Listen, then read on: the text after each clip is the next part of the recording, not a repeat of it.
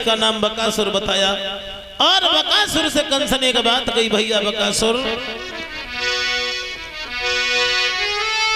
और बोला भैया तीन बदल गया और अब रहा न कोई चारा है, इस जीवन को इन प्राणों को तेरा ही सिर्फ सहारा है।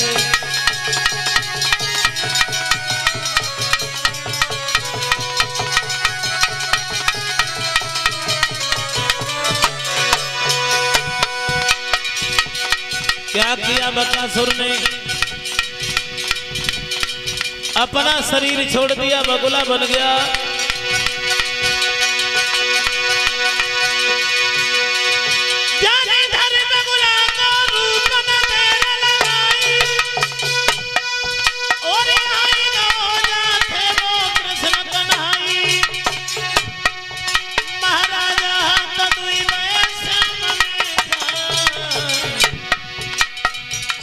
बकरी के नीच बकासुर,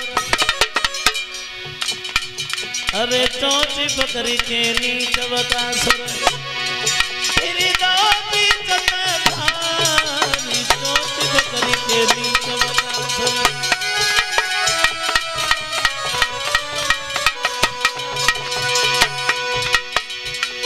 हरि की लीला परंपार, कंस दिल बड़ो दुखारी है।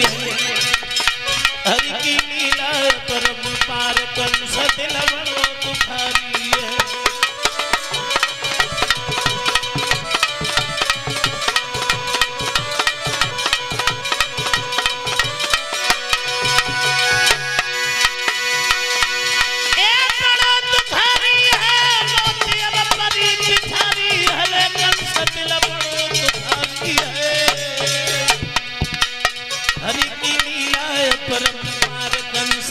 बड़ो दुखारी है।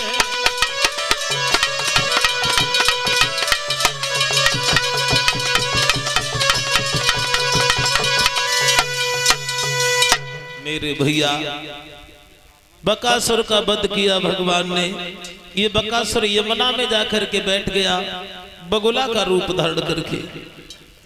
ग्वालों ने कन्हैया से कहा, मुरलीधर इतना बड़ा बगुला आज तक नहीं देखा। भगवान ने सब ग्वालों को पीछे किया, स्वयं आगे गए तो बकासुर ने भगवान को चोंच के द्वारा अपने पेट में निगल लिया।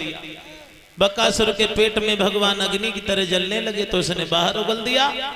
दूसरी बार में पेट में लेना चाहता था बकासुर, भगवान ने चोंच के जबड़ा पकड़े, बीच से चीर करके बकासुर को मार दिया। बोली आनंद कंद भगवान की। बकासुर का अगर अर्थ करें तो बक माने होता है पाखंड। जो लोग भक्ति के अंदर पाखंड करते हैं, दिखावा करते हैं, भगवान उन्हें इसी तरह से मौत के घाट उतार देते हैं। याद रखना भाइयों, कुछ विद्वान कह देते कैसे बगुला भगत बने घूम रहे हो। तो भक्ति में दिखावा नहीं करना चाहिए। जितना समय मिल जाए भजन करने के लिए, एक घड़ी आधी घड़ी आदियों में पुण्यादि, एक घड़ी आधी घड़ी, आधी में से आधी। एक घड़ी के अंदर 24 मिनट होते हैं। एक घड़ी में कितना वक्त होता है? 24 मिनट। अब 24 मिनट में से आधी करो तो 12, 12 में से आधी करो तो 6, 6 में से आधी कर लो तो 3। यानी जितना वक्त मिल जाए उतना इस समय में मन से भगवान का ध्यान करो।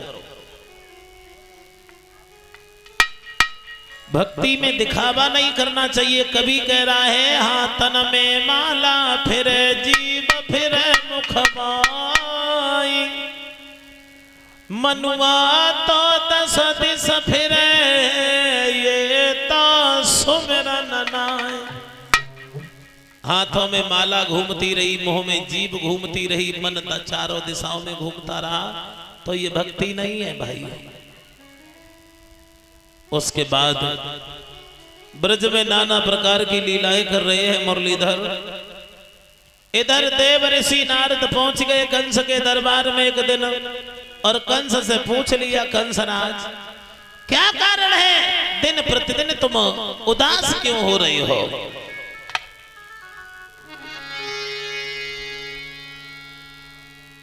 बताया कि ये कंस राज दिन दिन तेरी, हे कंस राज दिन दिन तेरी, और क्यों दशा बिगड़ती जाती है।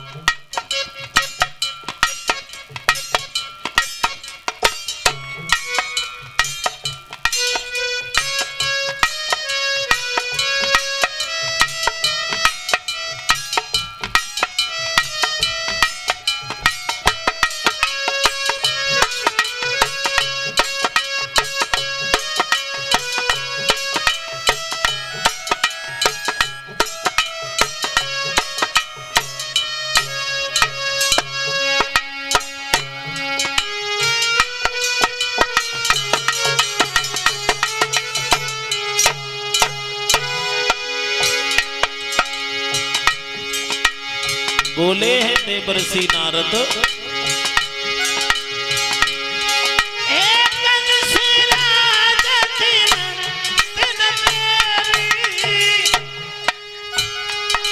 क्यों दशा बिगड़ती जाती है, दिन है बसंत के खिलने के,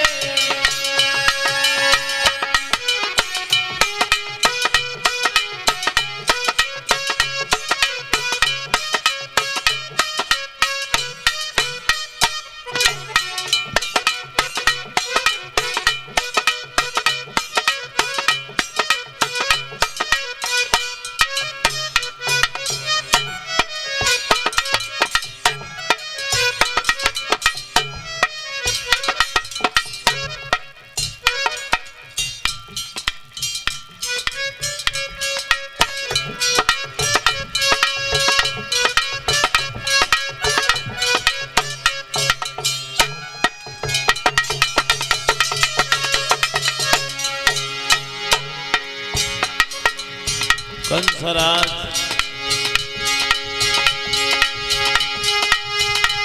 शंका हो गए दुश्मन की, तो धामा बोली हराई डालो,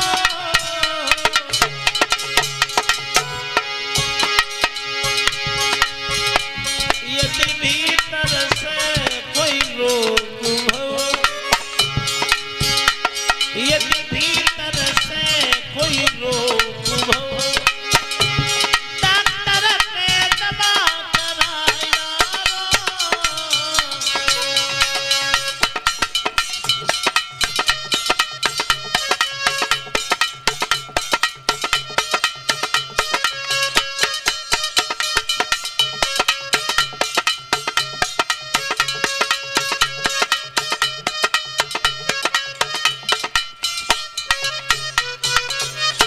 बताया।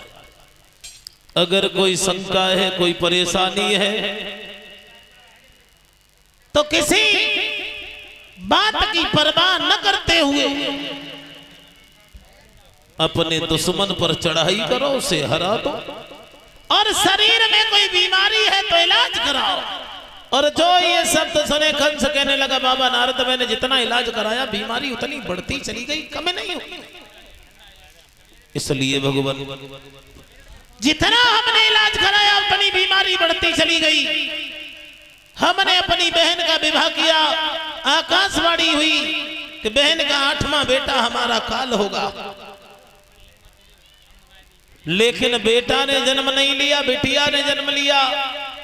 हमने उस बिटिया को मारना चाहा तो उसने सारी कहानी बदल दी कि मुझे मारने वाला ब्रज में पैदा हो गया। हमने ज्योतिषियों से पता लगाया तो वृंदावन का नंद नाम का यादव जिसकी पत्नी यशोदा हमारी मथुरा में दही बेचकर बूढ़ी हो गई, आज उसने गोकुल को छोड़ करके वृंदावन को आबाद कर दिया। और उसी के 2 बेटा हैं कन्हैया और बलराम।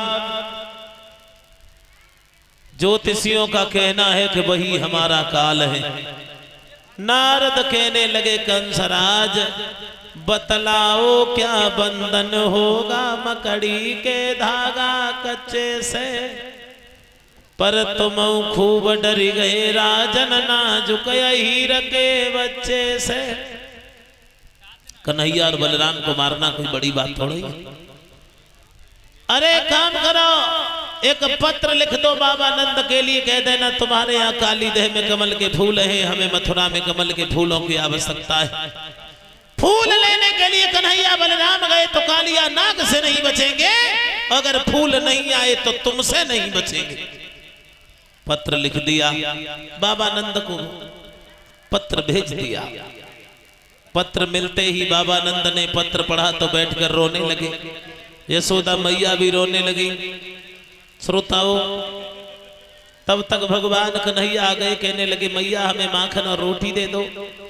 जवाब दिया यशोदा ने, आज अंतिम दिन माखन रोटी का है मेरे लाल, तेरी मैया कहीं बंधी होगी, तेरे बाबुल कहीं बंधे होंगे, अंतिम दिन माखन रोटी का भाई ससे भेंट नहीं होगी।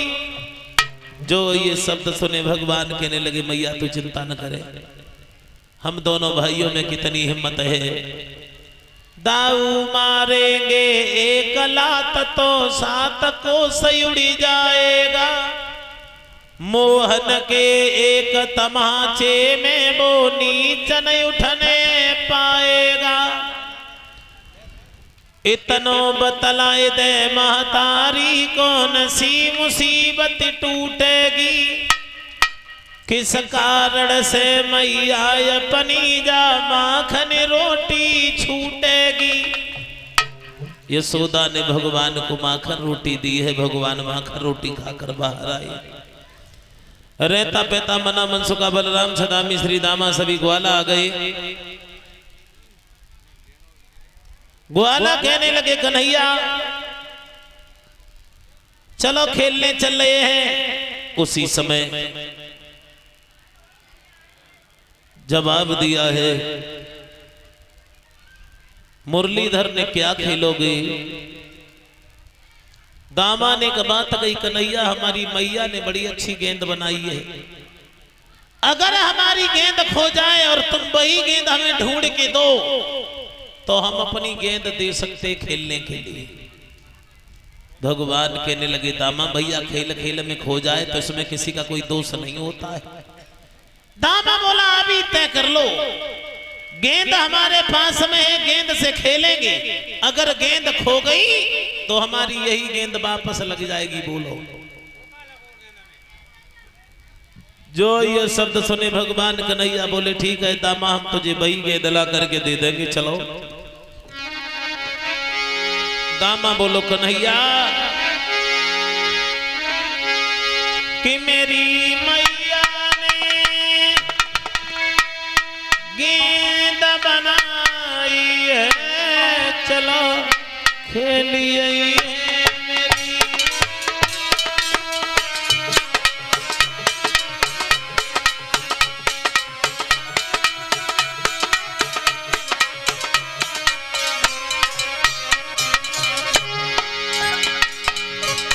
मेरी मैया ने गेंद बनाई है, चलो खेलिए हैं।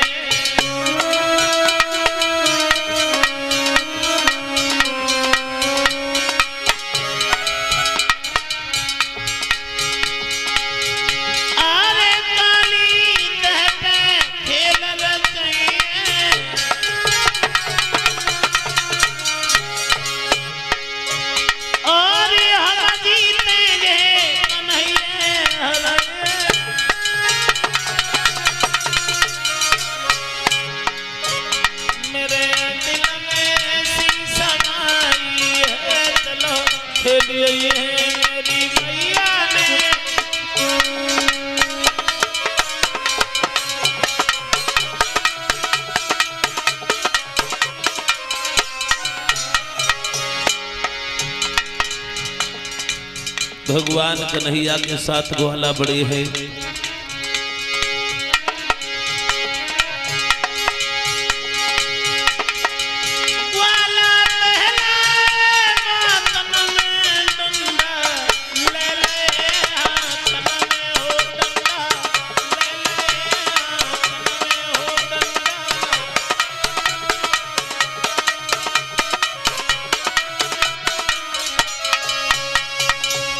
भगवान कन्हैया ग्वालों के साथ में चल दिए हैं काली दह की तरफ।